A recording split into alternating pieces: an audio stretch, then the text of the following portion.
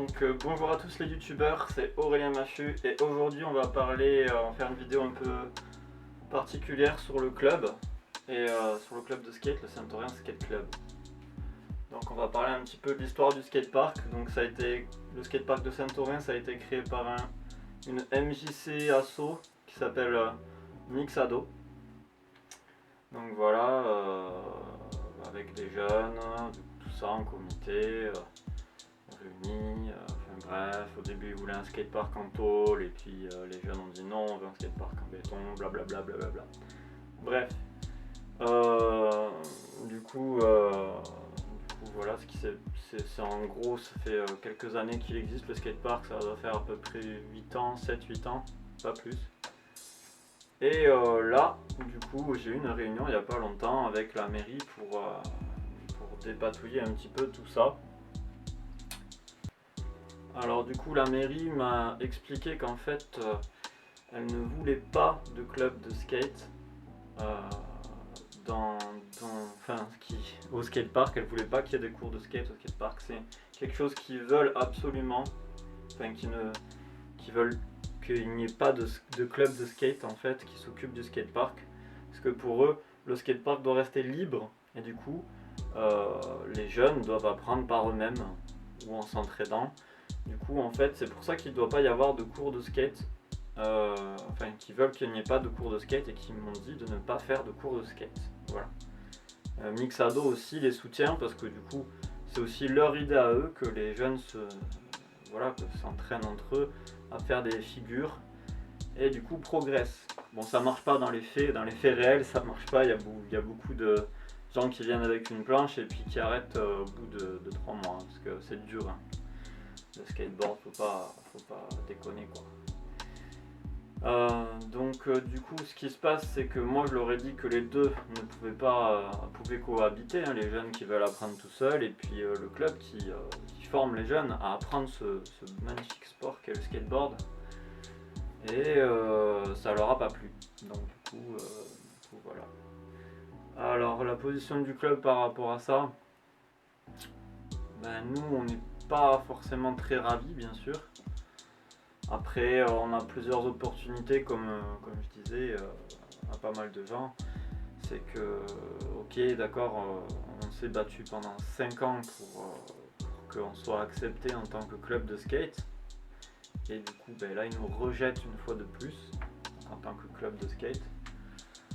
Certes c'est moi qui gère tout le club de skate, donc la direction, les cours, parce que je suis tout seul à m'en occuper.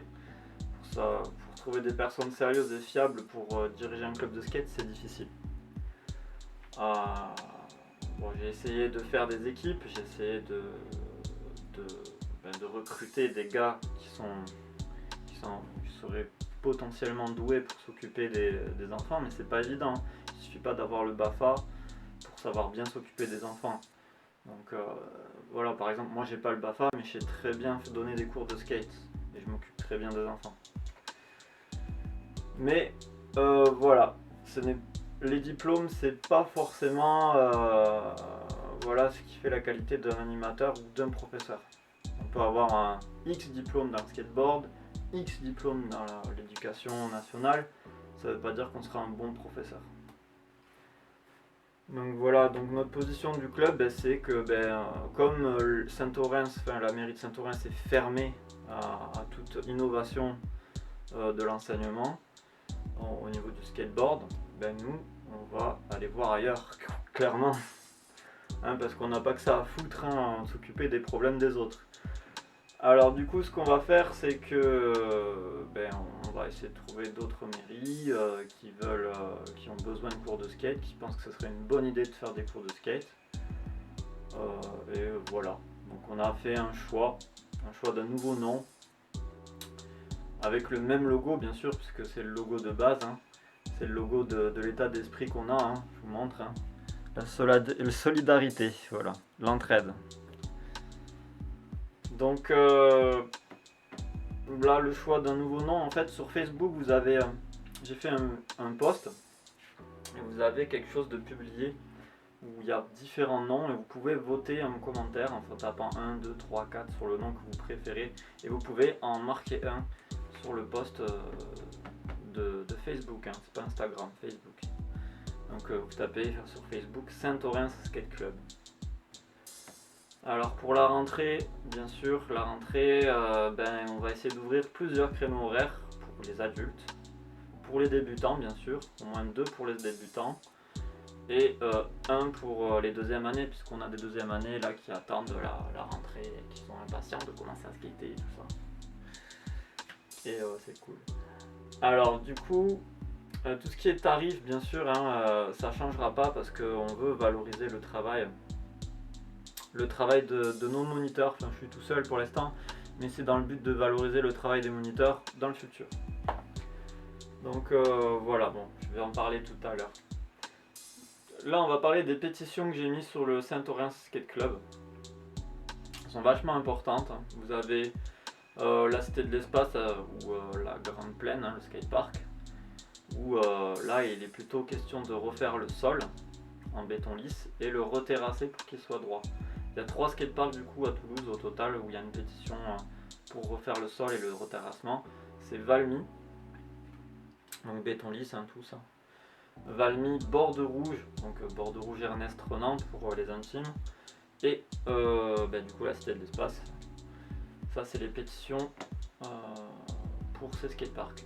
Ensuite pour refaire les skateparks entièrement, il n'y en a qu'un seul en fait qui est en pétition pour refaire entièrement le skatepark, c'est-à-dire ball, street, tout en béton. C'est le skatepark de Rangueil qui est excellemment situé à côté d'un métro, ce qui est super pratique pour les étudiants et qui désengorgera du coup les ponts jumeaux qui est saturé. Voilà, donc signez cette pétition sur le skatepark de Rangueil. Ensuite, il y a une pétition très importante, c'est celle du street.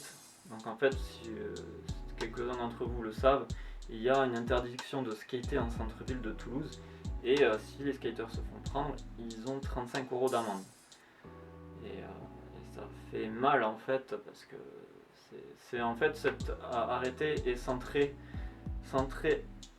uniquement sur les dégradations, c'est-à-dire que c'est pas le bruit que ça fait, c'est pas la gêne entre les riverains que ça fait, c'est vraiment la dégradation du mobilier urbain.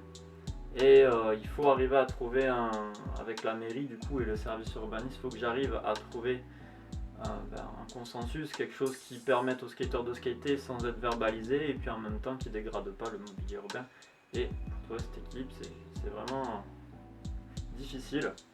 Même si je sais ce qui se fait à Bordeaux, je le sais, hein, je suis Bordeaux parce que c'est innovateur ce qu'ils font, et Lyon. Toulouse c'est quand même vachement différent. Je vous le dis, ça va être beaucoup plus délicat même s'il y a moins de problèmes. Ensuite, alors je vais parler, je réarrête avec les pétitions, mais suivez sur le Facebook du Saint-Orens Skate Club, elles y sont toutes. Suivez un peu l'actualité, il y a d'autres skateparks comme Ramonville, Colomiers, enfin voilà. Je vous laisse vadrouiller sur le Facebook du Saint-Orens Skate Club. Alors ensuite on a 3 axes, c'est juste pour vous centrer un petit peu ce qu'on fait avec l'association. Les 3 axes c'est en fait améliorer les conditions de skate, donc la pratique du skate, c'est-à-dire les infrastructures, qu'elles soient améliorées dans les communes, que ça soit plus agréable de les skater, que ça donne envie de bouger pour aller les skater et que ça dynamise du coup l'économie des mairies. Et décentraliser tout ça, le faire en sorte qu'il y ait le maximum d'endroits où on peut se déplacer pour skater et du coup progresser.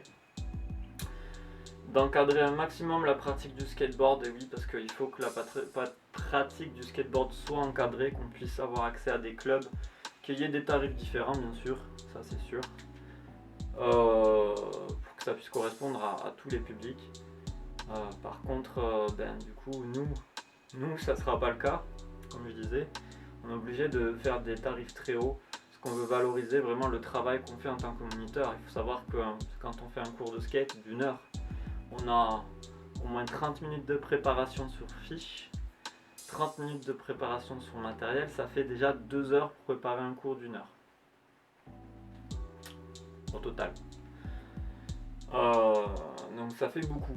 Bon, après il y a des professeurs de skate, enfin, des initiateurs qui sont pas diplômés ou qui sont diplômés, qui viennent en mode touriste et qui font l'improvisation, hein. C'est aussi une autre technique, hein. Mais ça marche moins bien, on va dire. Donc voilà, en fait, c'est ça le truc. C'est que moi je veux valoriser absolument le skate parce que la plupart des mairies et des gens qu'on rencontre au skatepark, les parents qui sont un petit peu dédaigneux, qui considèrent un peu les skateurs comme des feignants, ou voilà quoi, les mairies et les parents, hein, c'est englobé, considèrent que ce qu'on fait c'est de la merde. Et du coup, qu'on tient juste les enfants pour les aider à descendre une rampe par exemple, alors que ça n'a rien à voir. Il y a toute une technique de approcher l'enfant du sol pour qu'il se fasse pas mal mais qu'il touche le sol et qu'il ait pas peur de tomber.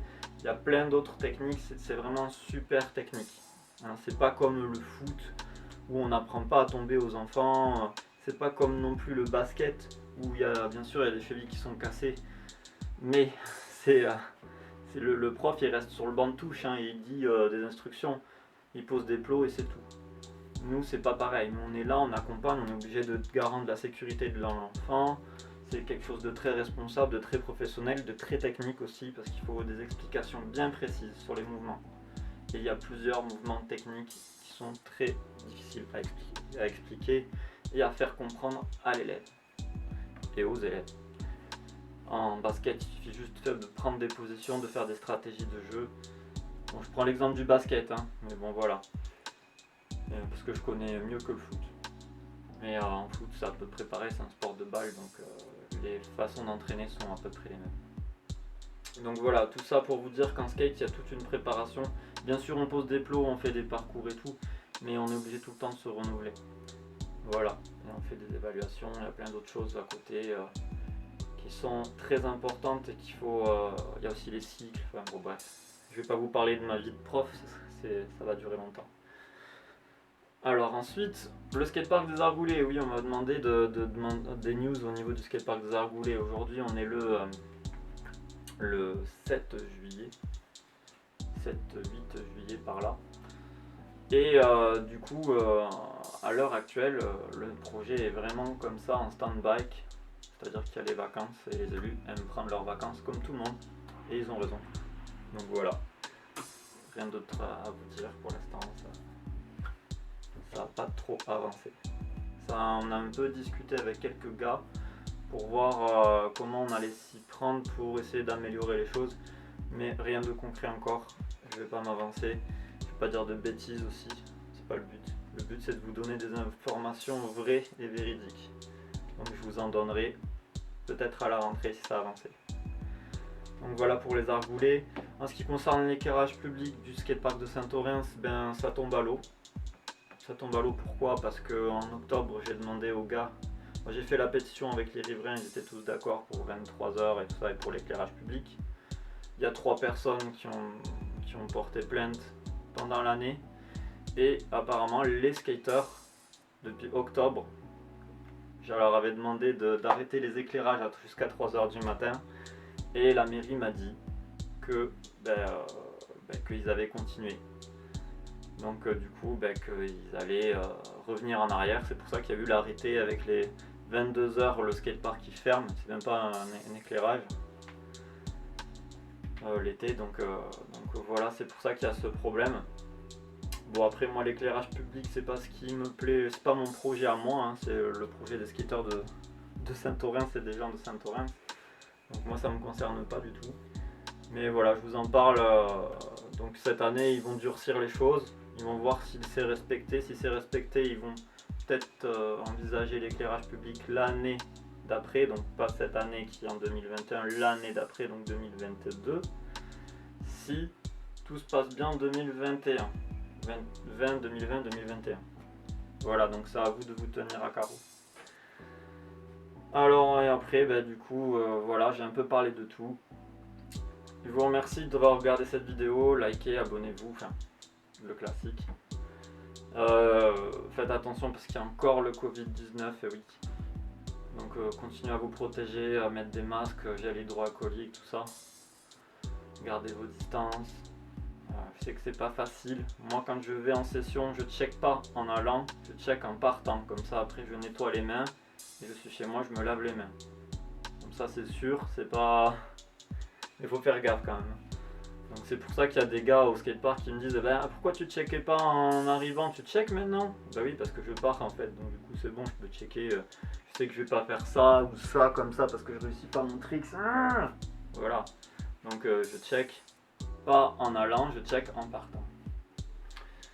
Voilà, je vous souhaite bonnes vacances. Allez, bon skate, ciao.